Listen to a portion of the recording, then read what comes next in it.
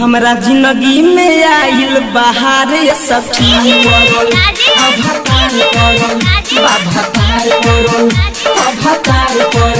हमरा जिंदगी में आइल बहार सखी हमरा जिंदगी में आइल बहार सखी बालवटरी में पड़ल भतारे सखी बालवटरी में पड़ल भतारे सखी हम तो खेल गईनी खेला हजारे सखी हम तो खेल गईनी खेला हजारे सखी बालवटरी में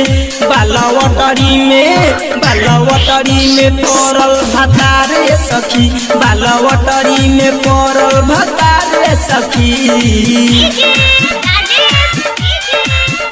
आजा 10 में एक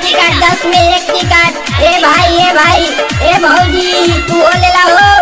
भतार पर जाई तरा कौना नसीब पे कौना खेल बा आजा आते तारू हो तारा नइखे बुझात ना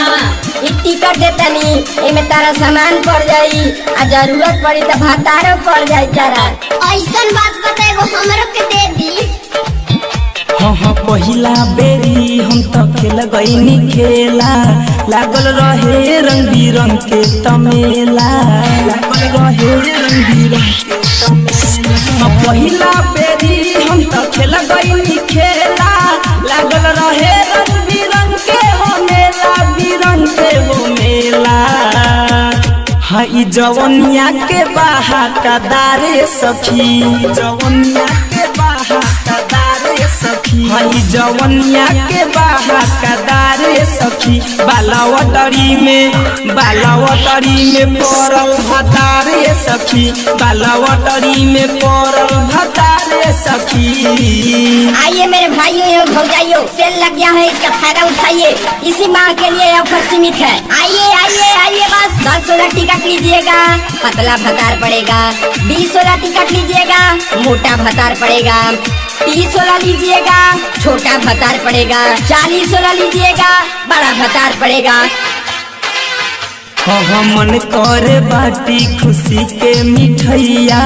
मिलल बा मोनो जोगी हमरा हो सैया मिलल बा मोनो जोगी हमरा हो सैया हाँ मन करे बाटी खुशी के मिठैया मिलल बा मोनो जोगी हमरा हो सैया की हमरा हो सैया बाटे सबका से अलगा विचारे सखी हाँ बाटे सबका से अलगा विचारे सखी बालवटरी में पड़ल भतारे सखी बालवटरी में पड़ल भतारे सखी। होई देखी ए बहिना केहू के लमाला भतार पड़ गइल बा ले जाइए बहिना ले जाई किनकर बा लमाला भतार आई है 50-16 भतार ली एकदम चिकन चुलबुल हमरा जैसा आई है ले जाई ए पहिलाई हमार बाहो हाँ बिना दहेज के हो गईल शादी ए सखी बुझल की खोल के बता दी हाँ बिना दहेज के हो गईल शादी ए सखी बुझल की खोल के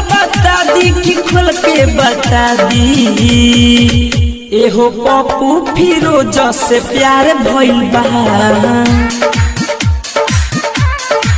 हर बिरंजन फिरोज से प्यार भइल बा धनंजय धरे कौन से प्यार भइल बा बालवटरी में उहे